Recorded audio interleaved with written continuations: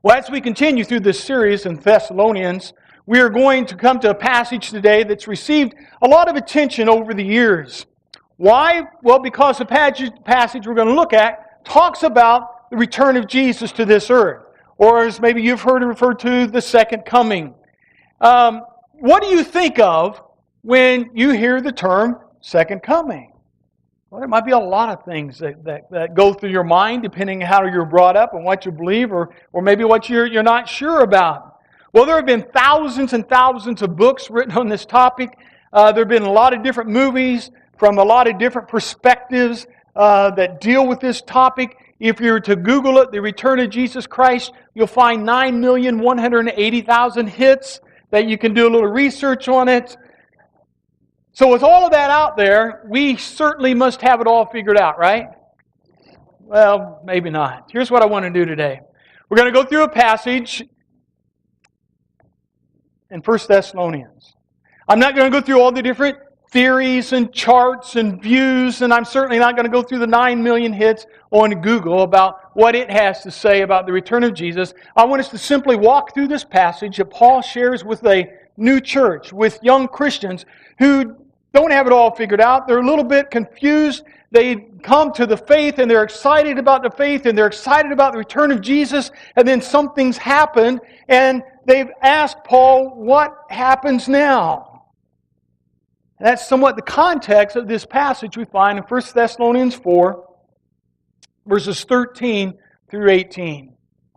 He starts like this: Brothers, we do not want you to be ignorant about those who fall asleep, or to grieve like the rest of men who have no hope.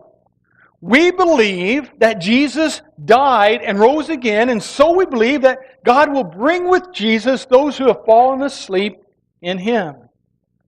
According to the Lord's own word, we tell you that we who are still alive, who are left till the coming of the Lord, will certainly not precede those who have fallen asleep.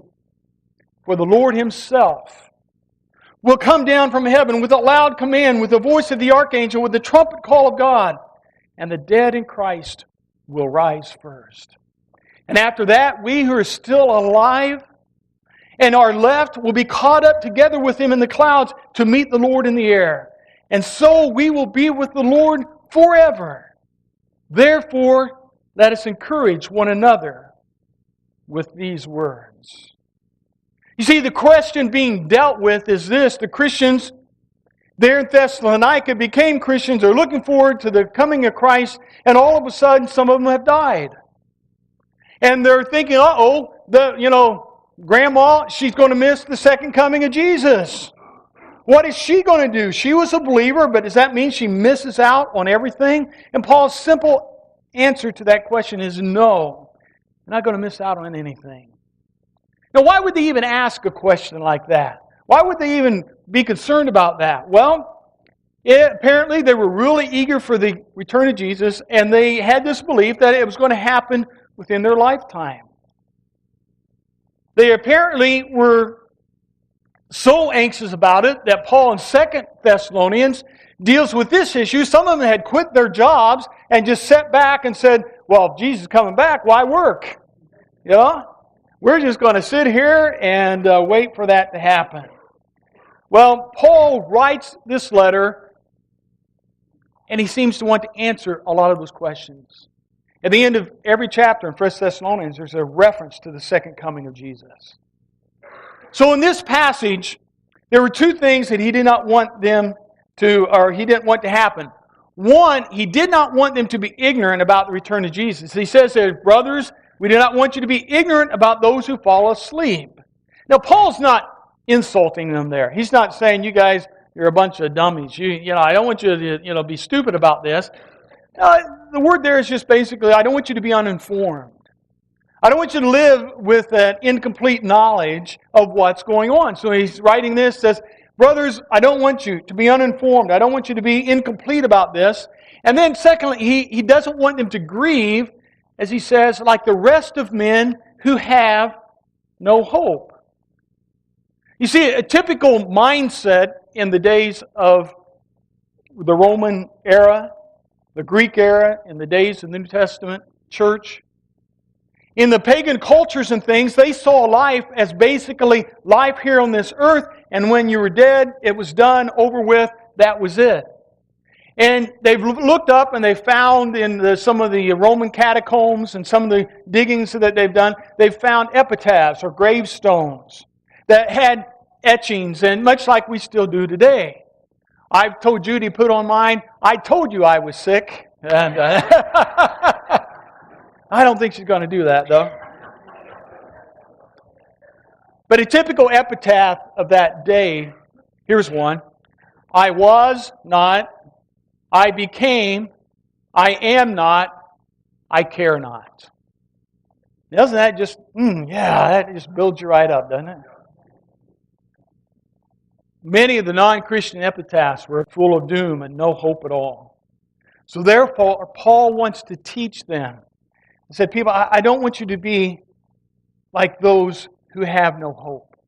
I want you to have hope. I want you to have something to look forward to. I want you to have an understanding of what this thing is that Jesus Himself talked about when it comes to the second coming.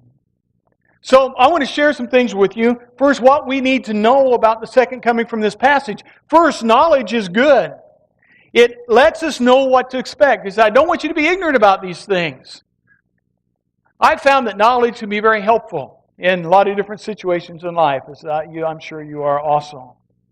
I'm one of those kind of on a trip where if I'm going to go somewhere, I spend a lot of time reading about the place, looking it up, finding out what's there. You know, Judy kind of gets aggravated, but sometimes so you're going to know everything there is to know before you get there. You're going to ruin the trip. Well, actually it enhances the trip. Several years ago, we were going to go to Gettysburg. Never been there. I like history. I like the Civil War. And I read a historical novel called Killer Angels. Now, that may seem like a kind of a strange title, but it's a very good book, and it's all about the Battle of Gettysburg. If you like Civil War history and you've never read that book, I highly recommend it. It gives a very descriptive, historical narrative from the beginning to the very end, describes all the places. When we went to Gettysburg, that book was so on that I could stand there and I could see where this guy had talked about Lee's armies were and where the Union armies were. There's a place on the end of the Battle of Gettysburg, or the field there, that I think they call it Devil's Cove or something like that, a bunch of rocks, and described this battle from there. We were standing there looking at those rocks, and I thought, wow. That made my trip to Gettysburg so much more fulfilling and alive, rather than if I was just showed up and, well, yeah, there's a field, just some grass, you know. Oh, look at that pile of rocks over there. Aren't those neat, you know?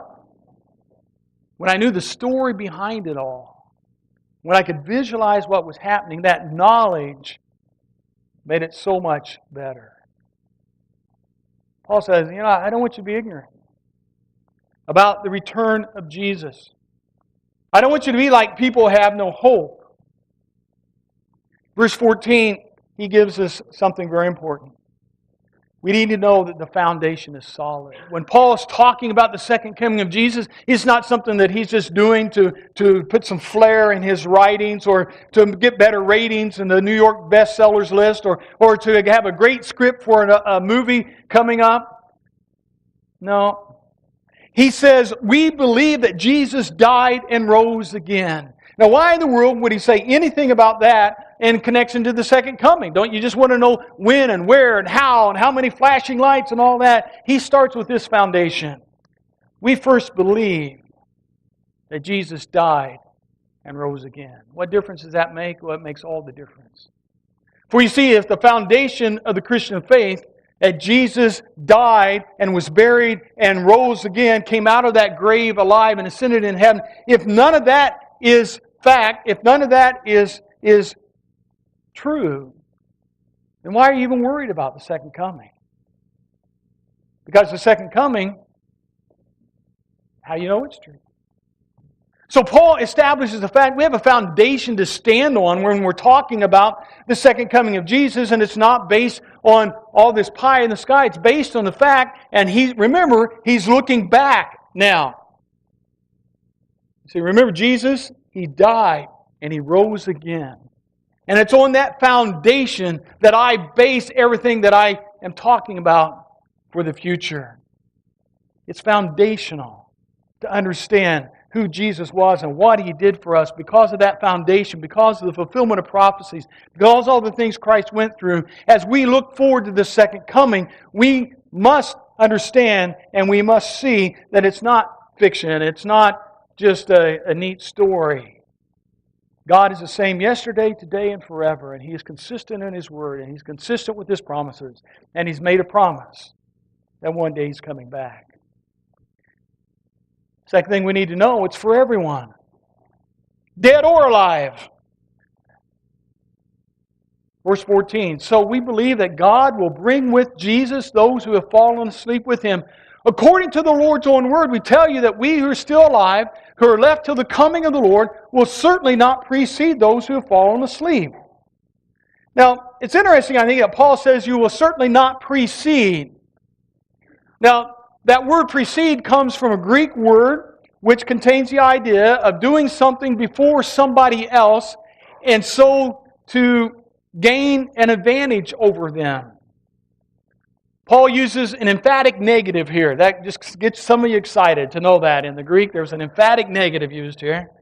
And what he's saying, he's underlining this message to the people, to those who have asked the question, what about those who have died? They're going to miss it. And he says, no. They're not going to miss it at all. In fact, they are going to be taken first, and then those of us who are left will join them in the air. This also was not a contradiction, but a clarification of the Jewish belief that the Jews felt that if you were alive at the end, now for them the end was the coming of the Messiah, but their mindset was, well, if you were alive when that happened, you're going to have an advantage over the rest of them. And Paul also wants to clarify, no, that makes no difference.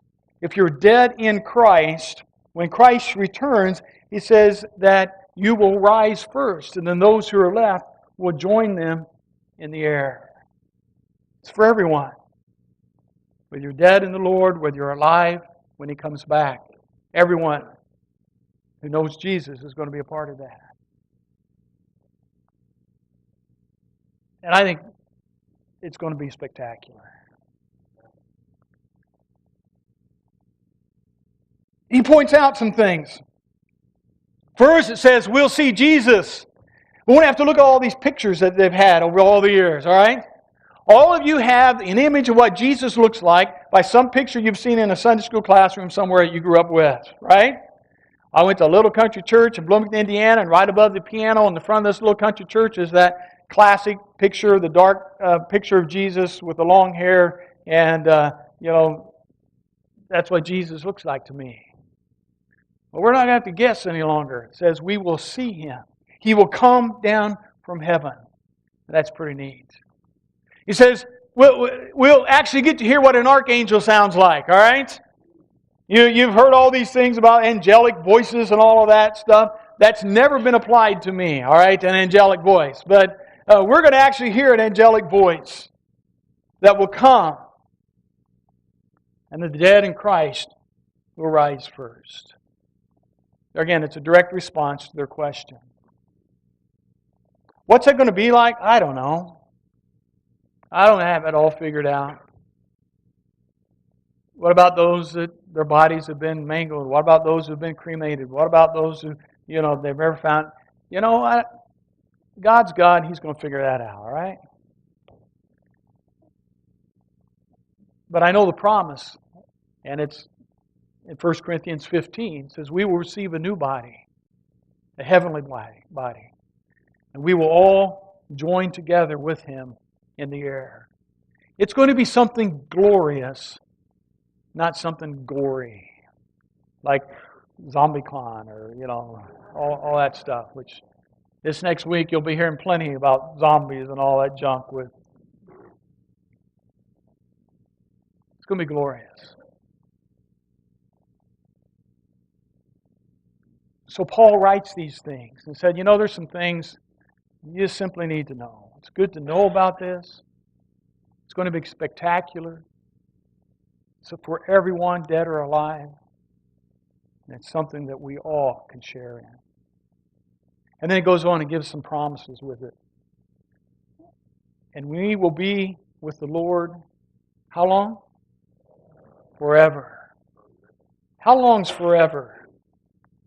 I looked it up in Webster's dictionary. I love it when dictionaries give a definition like this. Eternity, the quality or state of being eternal. Okay, that's really helpful, all right? And I didn't look up the word eternal. I should have. It probably would have said the quality or state of eternity. I don't know. But forever. We can't even grasp it, can we? The number of days that we have here on this earth are years, like a snap of the finger compared to eternity. I was at a convention one time, a youth convention. A guy gave an illustration. I've used it here before, but it was a good visual. He said, we're in this convention center. He said, if you were to stretch a line from that corner over to that corner, and let that line represent eternity, but it just keeps on going, and you find a speck of dust on that line, then that's you. Last verse of Psalm 23. You remember what it says? And we shall dwell in the house of the Lord forever. That's a blessing to enjoy. It's a blessing to look forward to. But Paul says it's not just all about what's going to happen, because he ends it with saying, therefore, because of all this, encourage each other with these words. With what words? Well, words that it's going to be a good time. It's going to be forever. Jesus is going to come back. And you're not going to miss a thing. Whether you're dead, whether you're alive, if you're in Christ, if you are part of His family, a part of His body, then it's going to be an entrance into an eternal existence that's beyond anything that we can imagine or grasp or comprehend. But it's going to be good. And it says, encourage one another with these words. So on those days when you don't think this day is ever going to end, eternity is coming. On that night when the hours seem to go by like days, eternity is coming. When you're sitting next to a loved one who's laying in that bed and you know there's not long left in this life, eternity is coming. And it's going to be forever.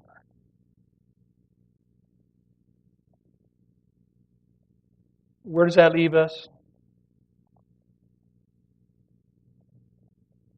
Leaves us right here, right now. And what does that mean? The days that you've been given on this earth are given to you as a preparation for eternity. How are you going to use them? I want to end not by my words, not by someone else's words. I want to end by the words of Jesus, because Jesus had a lot to say about the second coming. And He's a far greater authority on this than I am. It's a rather long passage. It comes from Matthew chapter 24 and chapter 25, but I want you to listen. Imagine yourself, you're with the disciples, you're sitting there, and Jesus has been talking about the end times. And then He looks at him and He says in Matthew 24, however, no one knows the day or the hour when these things will happen. Not even the angels in heaven, nor the Son Himself. Only the Father knows. When the Son of Man returns, it will be like it was in Noah's day. In those days before the flood, the people were enjoying banquets and parties and weddings right up to the time Noah entered his boat. And the people didn't realize what was going to happen until the flood came and swept them all away. That is the way it will be when the Son of Man comes. Two men will be working together in a field, and one will be taken and the other left. 2 women will be grinding flour at the mill, and one will be taken and the other left. So you, too, must keep watch. For you don't know what day your Lord is coming. Understand this. If a homeowner knew exactly when a burglar was coming, he would keep watch and not permit his house to be broken into. You also must be ready all the time, for the Son of Man will come when it's least expected. The kingdom of heaven will be like 10 bridesmaids who took their lamps and went to meet the bridegroom. 5 of them were foolish and 5 were wise. The 5 who were foolish didn't take enough oil for their lamps, but the other 5 were wise enough to take along extra oil. When the bridegroom was delayed, they all became drowsy and fell asleep. At midnight, they were roused by a shout, "Look, the bridegroom is coming! Come out and meet him!" And all the bridesmaids got up and prepared the lamps. Then the 5 foolish ones asked the others, "Please, give us some of your oil because our lamps are going out." The others replied, "We don't have enough for all of us.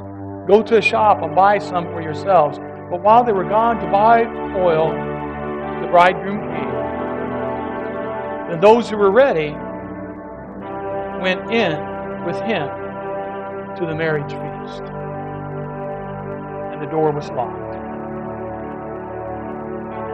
Later, when the other 5 bridesmaids returned, they stood outside calling, "Lord, Lord, open the door for us!" But he called back, "Believe me, I don't know you." So you, too, must keep watch, for you do not know the day or the hour of my return. How will you use the days He's given you on this earth to prepare for eternity? We're going to sing an invitation song. If you're not ready for Him, you need to accept Him as your Lord and Savior. Today's the day.